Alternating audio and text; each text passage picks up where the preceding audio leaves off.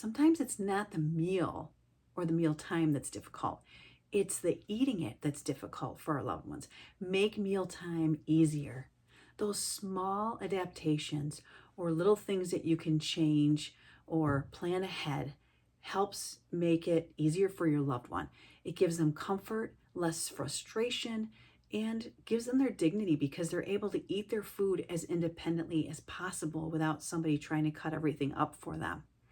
We had our in-laws, or my in-laws, over yesterday. My father-in-law wanted a special meal for his birthday, or we asked him what he wanted, and he said ribs. So we made barbecue ribs and asparagus, which asparagus can be a little bit hard, and it was a little bit tough in certain places.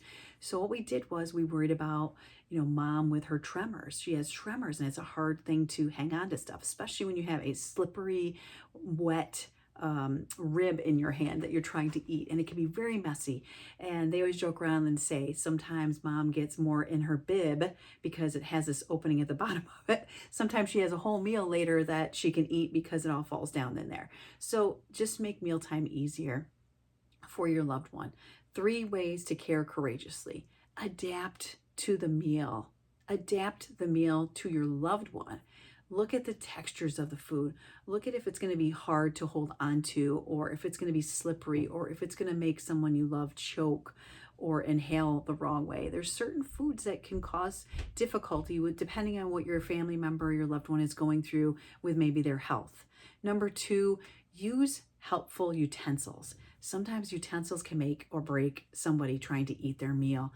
And sometimes people just give up and they start using their fingers. I've seen people do it because they're so frustrated because they're chasing their food around with a fork that just doesn't fit their hand. Number 3, preserve the experience.